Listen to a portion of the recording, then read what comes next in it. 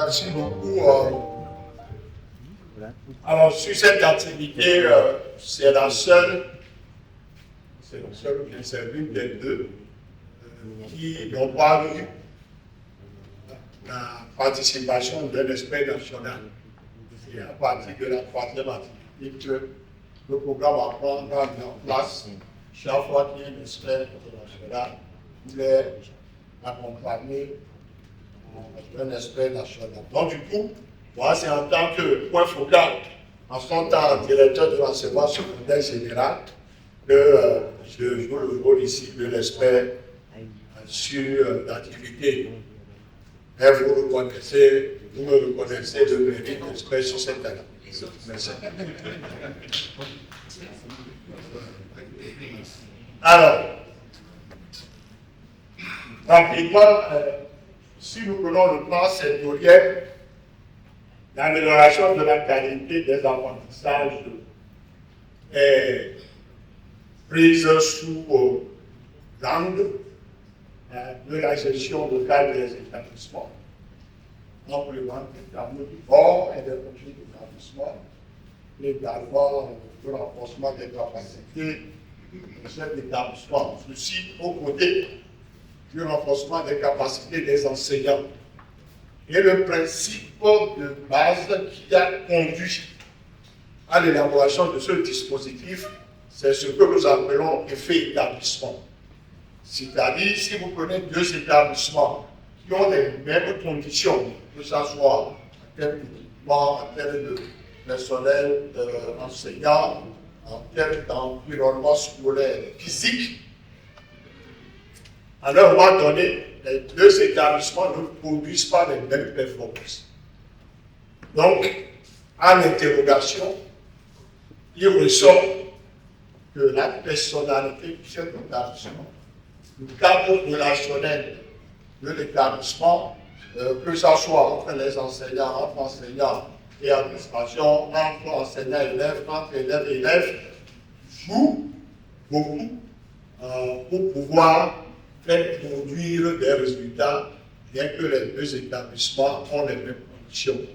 Et Patrick aussi l'avait relevé d'ailleurs qu'il arrive même qu'un établissement qui a moins de conditions favorables produise de bons résultats qu'un autre qui a pratiquement tout. Donc c'est partant de là qu'il s'est agi de mettre en place ce dispositif de pilotage local de la qualité des apprentissages pour permettre à chaque chef d'établissement d'avoir des ressources sur lesquelles jouer, des leviers sur lesquels jouer pour que ça ne soit pas toujours parce qu'on ne m'a pas donné suffisamment de ressources que je n'arrive pas à faire travailler mes élèves. Donc, pour les objectifs, c'est de mettre en place, d'expérimenter un dispositif de pilotage local de la qualité des apprentissages, former les formateurs. Le formateur ici, c'est le chef d'inspection qui, à leur tour, vont former les chefs d'établissement, comme je l'ai tout en flot. Avec le parrain, on a élaboré, on a imprimé le dispositif et la formation de cet établissement a été faite, je pense, dans les régions de Paris. Alors, pour le contenu de la formation, ça a été en deux phases. Il y a eu l'appui de l'expert international qui est venu au Togo, et dans un premier temps, il s'agit d'aller recueillir sur le terrain les données produites régulièrement par le système et qui sont susceptibles de nous renseigner sur la qualité des apprentissages. Et donc, on a visé la sécurité des élèves, la gestion des évaluations des notes, la fréquentation des élèves, la vie scolaire, la qualité des apprentissages. Et ceci à travers des focus groups, avec des inspecteurs disciplinaires de chefs d'inspection, des directeurs des enseignants. Et également, il y a eu, quand on quitte le focus group, on passe à un entretien individuel. Et ensuite, il y a eu également la visite dans les établissements pour directement analyser l'environnement scolaire. Et après ça, on a tenu un premier atelier d'élaboration de ce dispositif annuel. Cet atelier a retrouvé les chefs d'inspection, les représentants de la direction de l'enseignement secondaire général et de la direction de la planification des statistiques et du suivi d'évaluation, précédemment direction de la planification, de l'évaluation et le consultant en septembre 2021. On a analysé les données qu'on a recueillies au cours des focus group et on est passé à la conception. Ensuite, il y a eu un deuxième atelier qui a finalisé le dispositif et qui a permis de former les formateurs, les chefs d'établissement, que sont les chefs d'exposition. Alors, le dispositif est un document qui porte les éléments suivants, les principes de droit du dispositif. Comme je l'ai dit, il ne s'agit pas de créer de nouvelles dépenses. Il s'agit de prendre l'existant en termes de dotation de l'établissement pour pouvoir agir sur la civilité, la fréquentation et l'animation des apprentissages. Les domaines d'activité scolaire pourraient être divisés un constat préalable sur les difficultés évidemment constatées dans la gestion de collège, les modalités du dispositif basique et les conditions de mise en œuvre du dispositif. La stratégie pour la mise en œuvre de l'atelier, naturellement, il y a les exposés du consultant sur les problèmes problématiques et les actifs de la mission, l'identification de données. Ensuite, il y a des travaux beaucoup suivis de plaidoyer de synthèse portant sur les expériences vécues ou communes d'action menées, suivant les différents champs, cartographie des pratiques et relever des éventuels zoographies ou des certitudes, relever de conclusions pour l'efficience. Il change en plan groupe et mise au point de référentiel de formation et des outils associés. Voilà ce qui concerne la présentation de ce qui a été fait pour un nouveau dispositif. Je passe la parole au chef d'inspection de l'USGTD pour ce qu'il a fait de ce dispositif. Et ensuite, Madame la directrice nous présentera quel impact nous avons dans l'application de ce dispositif. En 10 minutes. Bonjour, chers toutes et tous. Nous avons vraiment l'honneur de présenter les résultats des activités que nous avons réalisées et relatives au dispositif programme.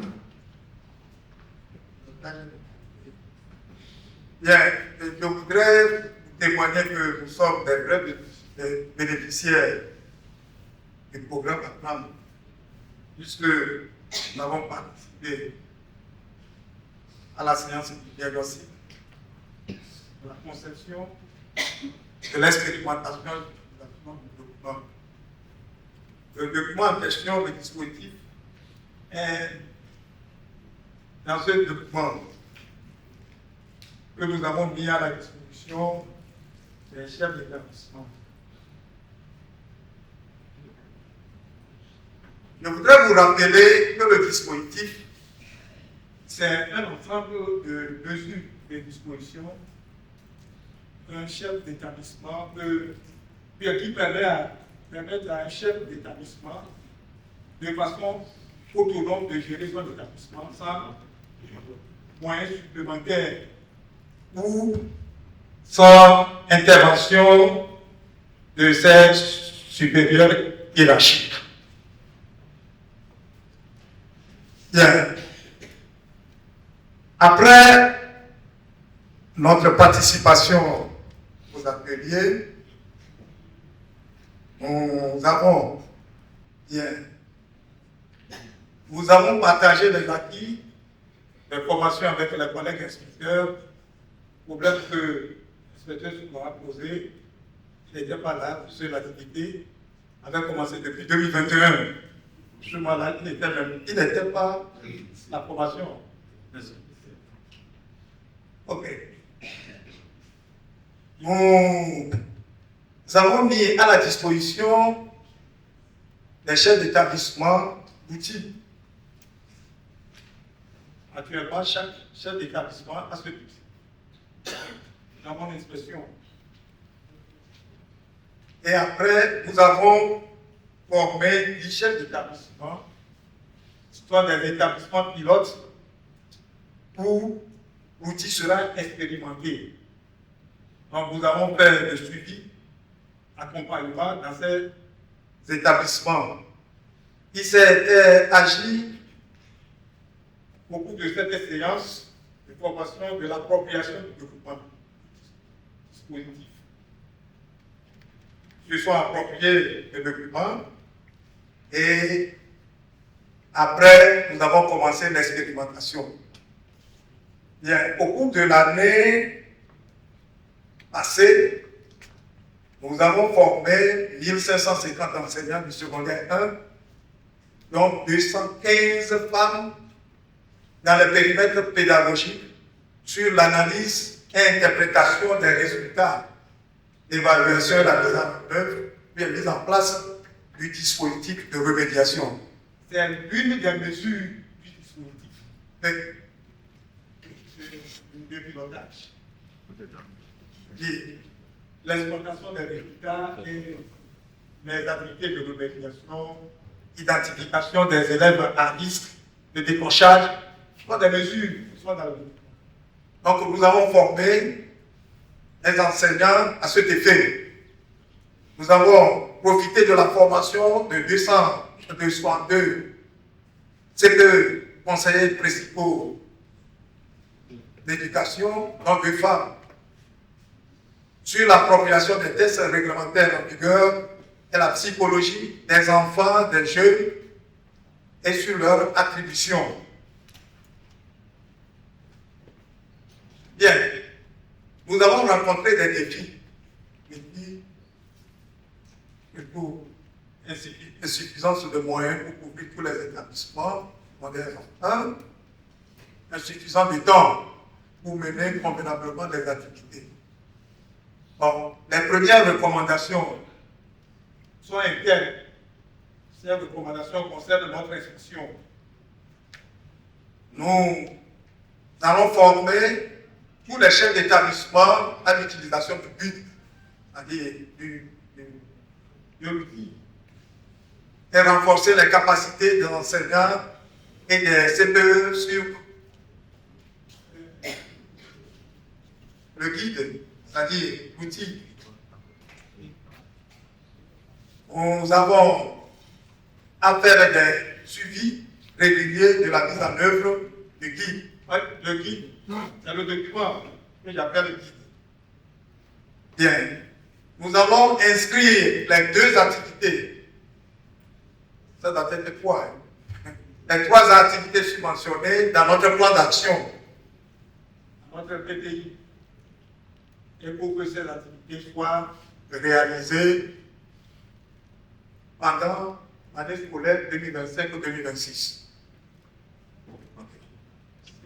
Maintenant, nous allons vous présenter les activités d'expérimentation réalisées au CGT pilote 1. Puisque nous avons fait le travail avec mon professeur j'ai choisi un établissement parmi les 10. Bon, et l'établissement, c'est le CG Olmoti. Donc, nous avons à côté ici la chef d'établissement. En 5 minutes. Oui, en 5 minutes. Bon, l'identification du CG. Bien. Nous avons la situation des départ qui était l'absence et le retard mal géré. Nous avons les résultats d'évaluation qui n'étaient pas analysés. Les activités extrascolaires et socioculturelles n'étaient pas effectives. Et nous n'avons pas de discussion particulière de détection des élèves en risque d'échec. Donc, les étapes clés. L'élaboration participative du règlement intérieur avec des dispositions précises sur la gestion de retard et sanctions de retard.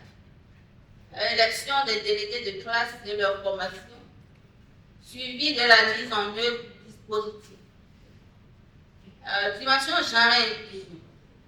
Identification des filles résidant chez un tuteur ou en location dans la localité du collège.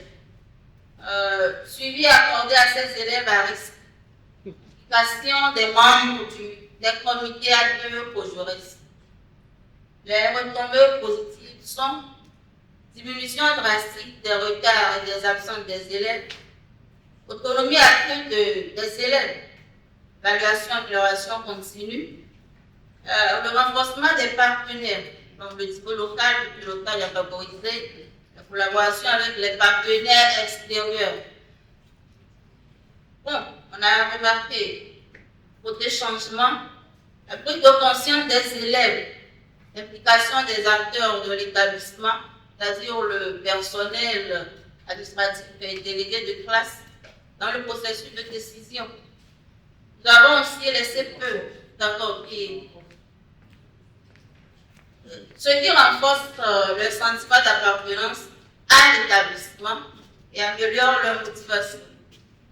Les CPE, les professeurs titulaires de classe jouent convenablement leur côté des filles. Bon, on le sait tous, l'effectif est toujours pléthorique. Il y a quelques écarts de comportement. La démission de certains parents. Maintenant, comment surmonter tout ça? La formation de petits groupes d'apprentissage homogènes et hétérogènes, suivi de proximité de ces élèves.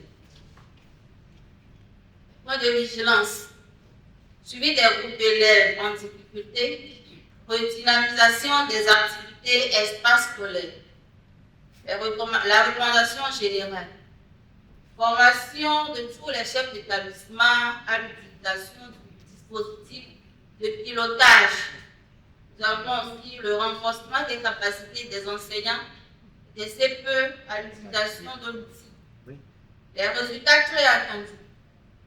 Amélioration de la qualité de l'enseignement et la réussite des élèves, tout en renforçant la capacité de l'établissement à répondre aux besoins de sa communauté éducative. Bien. Oui, à une minute. À la fin de l'expérimentation, nous avons constaté que les statistiques ont montré une amélioration de performance de l'établissement. Les résultats de l'année scolaire 2023-2024 sont là, et l'ensemble, c'est 4%, et l'année passée, après l'expérimentation, on a eu les résultats qui étaient brillants.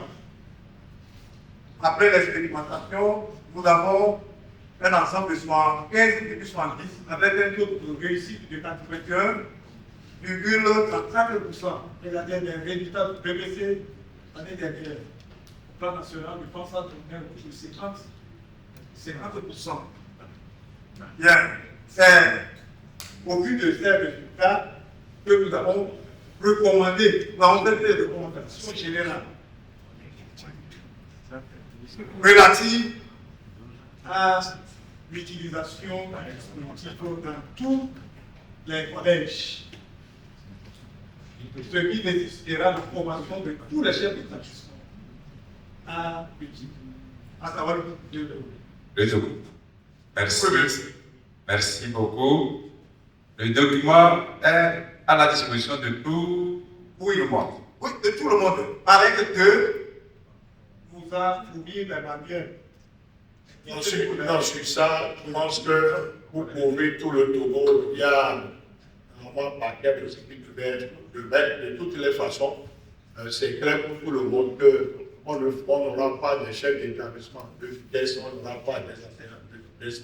Il faut que l'État togolais puisse, à un moment donné, si un projet s'arrête quelque part, que l'État puisse prendre le relève, puis l'ensemble est partenaire. Donc, c'est ce que nous remercions de votre attention. Merci beaucoup. Ça va l'accompagner.